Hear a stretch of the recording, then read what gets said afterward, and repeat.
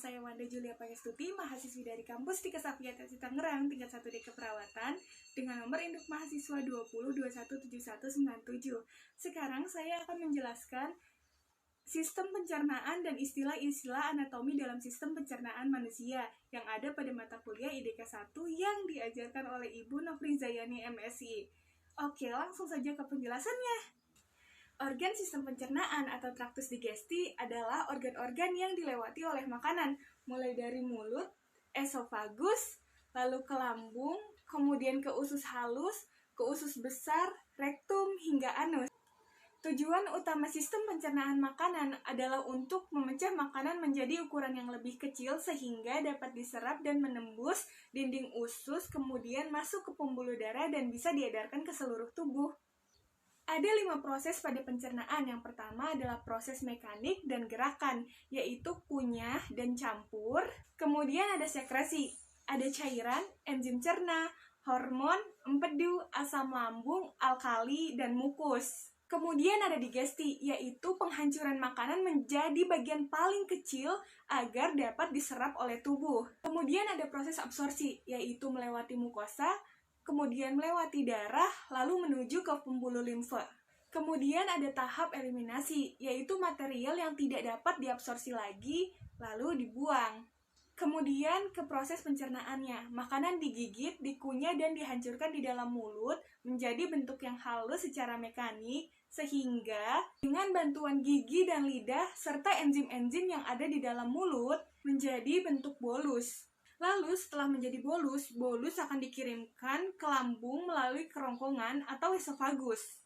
Di lambung, makanan diubah menjadi setengah cair dengan bantuan asam lambung dan enzim-enzim yang ada pada lambung. Setelah itu dicerna lebih lanjut di usus halus dengan bantuan enzim-enzim pencernaan. Zat-zat yang berguna diserap oleh usus halus dan zat sisa dikirimkan ke kolon, lalu selanjutnya ke rektum, lalu yang terakhir ke anus.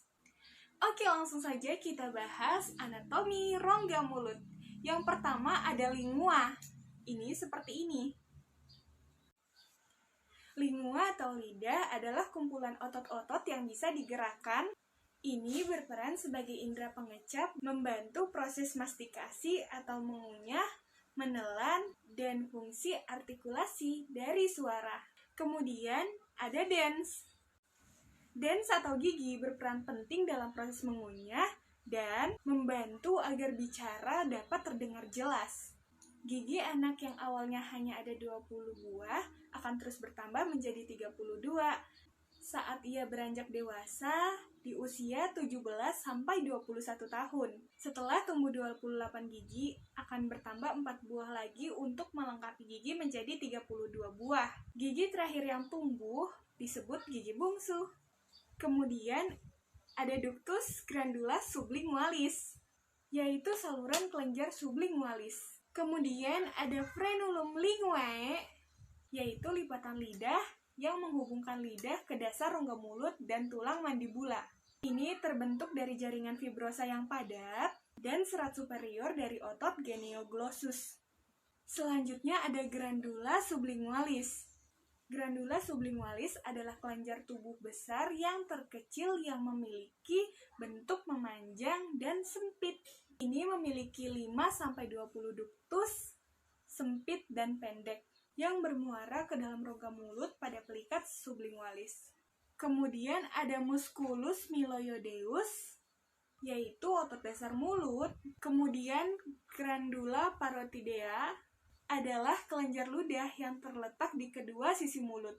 Dan di depan kedua telinga, mereka adalah yang terbesar dari kelenjar ludah. Kemudian ada ductus parotideus. Ductus parotideus adalah saluran kelenjar ludah parotis. Kemudian musculus masseter adalah otot pengunyah yang bekerja mengangkat mandibula dan penutup rahang. Kemudian ductus submandibularis, yaitu saluran keluar kelenjar submandibularis. Dan yang terakhir pada rongga mulut ada grandula submandibularis. Grandula submandibularis adalah kelenjar ludah itu sendiri. Oke, setelah kita membahas anatomi rongga mulut, sekarang kita akan masuk ke anatomi esofagus. Oke, yang pertama ada inasortet atau gigi pemotong bagian depan. Selanjutnya ada orofaring, yaitu tenggorokan bagian tengah yang terdiri dari uvula dan amandel. Kemudian ada epiglotis, yaitu lipatan otot yang menutupi laring pada saat proses menelan. Kemudian ada piriform rectus, bagian seperti buah fir di hipofaring. Kemudian ada thyroid cartilage, yaitu tulang rawan krikoid yang bekerja untuk otot tulang rawan dan lingkaran yang terlibat dalam membuka dan menutup jalan nafas dan berbicara. Kemudian ada cricopharyngeus muscle, yaitu otot yang terletak di esofagus berfungsi untuk membuka pada saat makanan mendekat. Kemudian ada trakea, yaitu tabung udara besar yang mengarah dari laring bronchus. Lalu ada aorta, yaitu arteri terbesar pada tubuh. Lalu ada ligamen bronchus, yaitu bronchus kiri. Kemudian ada diafragma, yaitu otot yang terletak di bawah paru-paru dan jantung yang memisahkan rongga dada dan perut. Kemudian ada aortic constriction, yaitu peletakan aorta di esofagus. Lalu ada inferior esophageal sphincter, yaitu katup bawah esofagus. Sekarang kita ke anatomi lambung. Yang pertama ada kardia, yaitu bagian teratas lambung yang berbatasan langsung dengan esofagus. Kemudian fundus veticuli, bagian menonjol ke atas yang terletak di sebelah kiri. Osteum cardium dan biasanya berisi gas.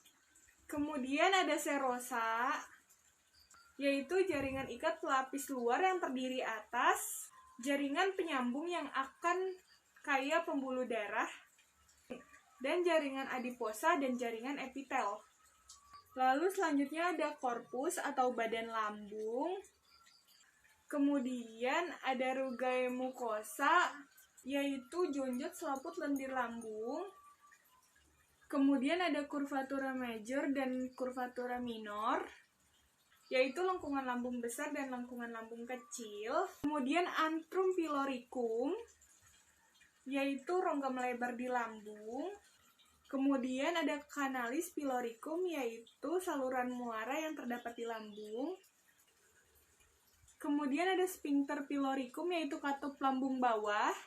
Selanjutnya ada pylorus, yaitu muara lambung yang berfungsi mengatur masuknya makanan ke duodenum. Kemudian musculus longitudinalis, yaitu otot memanjang. Lalu ada musculus circular, yaitu otot yang melingkar. Lalu ada musculus obliquus, yaitu otot menyamping. Oke, sekarang kita bakal lanjut ke anatomi kantong empedu dan pankreas. Pertama, ada vesica velea di sini. Vesica velea adalah organ yang berbentuk buah pir di mana empedu disimpan dan dikonsentrasi sebelum disekresi ke dalam usus 12 jari untuk digunakan dalam proses pencernaan. Kemudian ada ductus hepaticus dextra dan sinistra, kanan dan kiri. Ductus hepaticus berasal dari lobus dextra atau ductus hepaticus dextra dan lobus sinistra yang bersatu membentuk ductus hepaticus communis pada pola hepatis dekat pada processus papillaris lobus quadratus. Panjang ductus hepaticus communis kurang lebih 3 cm, terletak di sebelah ventral arteri hepatica propiria dextra dan ramus dextra vena porta. Ductus hepaticus communis bersatu dengan ductus siticus menjadi ductus choledocus. Ductus hepaticus merupakan saluran anatomi yang terbentuk oleh berbagai ductus inferobaris dan masing-masing lobus pada hepar. Selanjutnya ada ductus hepaticus communis. Ductus hepaticus communis adalah saluran anatomi biliaris gabungan dari antara ductus hepaticus kanan dan kiri yang membawa bilirubin dari lobus fungsional kanan dan kiri. Kemudian ductus choledocus. Ductus coledocus mempunyai panjang kira-kira 7 cm, dibentuk oleh persatuan ductus cysticus dengan ductus hepaticus communis pada porta hepatitis, di mana dalam perjalanannya dapat dibagi 3 bagian. Pada kaput pankreas, ductus coledocus bersatu dengan ductus pancreaticus. Wisungi membentuk ampula, kemudian bermuara pada dinding posterior persenden duodeni, membentuk suatu benjolan ke dalam lumen disebut papilla duodeni major. Ringkasnya, ductus coledocus merupakan saluran yang dibentuk ductus cysticus dengan ductus hepaticus communis pada porta hepatis. Dalam perjalanannya melewati 3 bagian, yaitu ductus pancreaticus, Wirsunghi, ampula, papilla, dan duodeni major. Pankreas merupakan organ yang bertugas untuk memproduksi enzim pencernaan yang berperan dalam proses penguraian protein, gula, dan lemak di dalam makanan, serta minuman agar lebih mudah diserap oleh tubuh. Selain itu, pankreas juga berperan dalam menghasilkan hormon insulin dan glukosa yang berperan sebagai pengatur kadar gula dalam tubuh. Kemudian, ductus pancreaticus.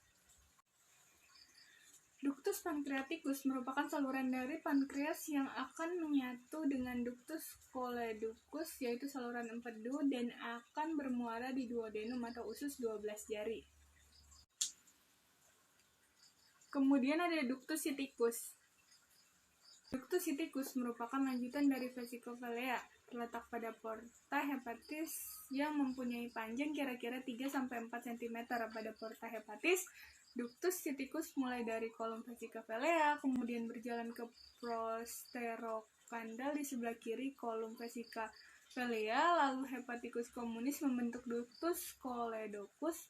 Mukosa ductus ini berlipat-lipat, terdiri dari 3-12 lipatan, berbentuk spiral yang pada penumpang longitudinal terlihat sebagai valvula, disebut valvula spinal atau valva ovesiter. Ringkasnya, merupakan anatomi yang pendek yang menggabungkan antara kantung empedu dan ductus biliaris communis. Dan yang terakhir, hepatopankreatik, yaitu saluran ke hati dan pankreas. Sekarang kita bakal membahas anatomi usus halus. Yang pertama adalah duodenum.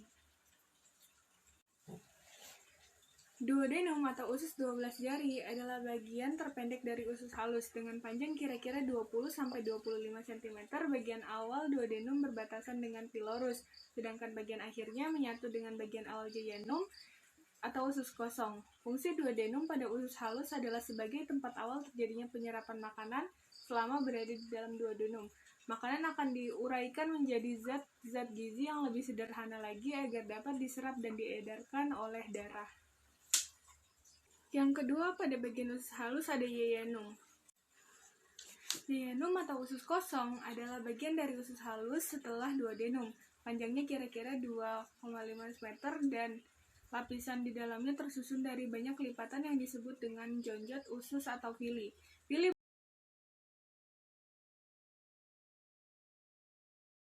bertugas dalam memperluas permukaan usus halus sehingga zat-zat gizi dapat diserap dengan sempurna. Fungsi utama yeyunum adalah menyerap gula, asam amino, dan asam lemak. Setelah zat-zat gizi ini diserap seluruhnya, maka yang telah dicerna akan bergerak menuju bagian akhir usus halus yang disebut ileum. Selanjutnya ada ileum. Ileum atau usus penyerapan adalah bagian terakhir dari usus halus, panjangnya sekitar 3 meter dan bagian akhirnya berbatasan dengan cecum. Cecum merupakan bagian awal usus besar yang berbentuk seperti kantung. Fungsi utama dari bagian akhir usus halus adalah penyerapan zat-zat gizi yang belum terserap oleh duodenum atau yeyunum. Zat yang umumnya diserap oleh ileum yaitu vitamin B12 dan garam empedu yang akan diatur ulang menjadi cairan empedu. Selanjutnya ada anatomi usus besar. Dimulai dari vesicula hepaticoli, yaitu lengkungan pertemuan kolon ascendens dan transversum. Kemudian kolon transversum Sesuai dengan namanya, kolon transversum berarti usus besar yang melintang horizontal dari kanan ke kiri. Bagian yang lokasinya membentang dari sisi kanan ke kiri perut ini masih menghubungkan langsung dengan kolon ascendens. Kolon transversum juga merupakan bagian usus besar yang langsung menempel dengan perut karena direkatkan oleh jaringan omentum.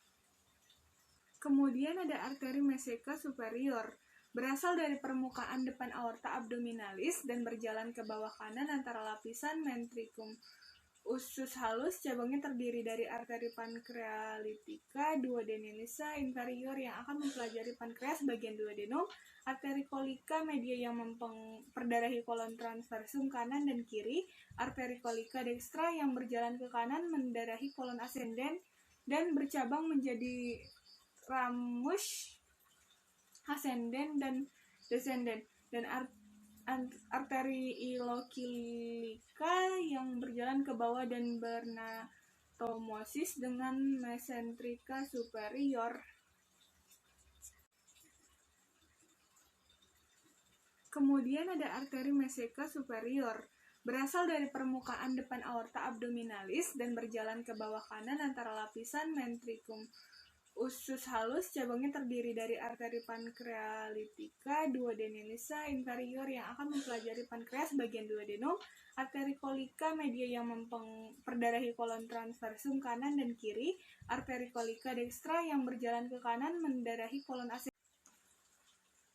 Kemudian ada haustrum, yaitu kantong usus besar, dan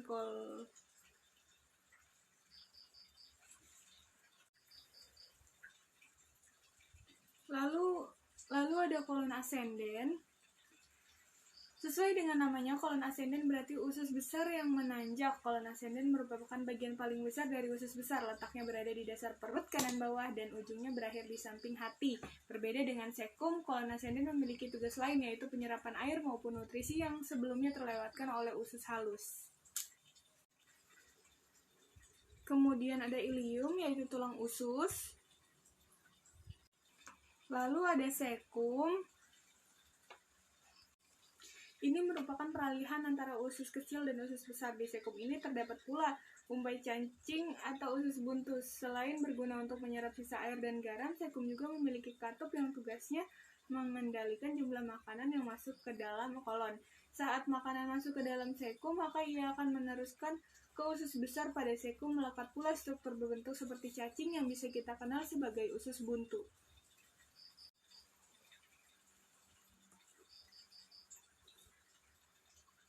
Kemudian ada appendix vermiformis, yaitu umbai cacing.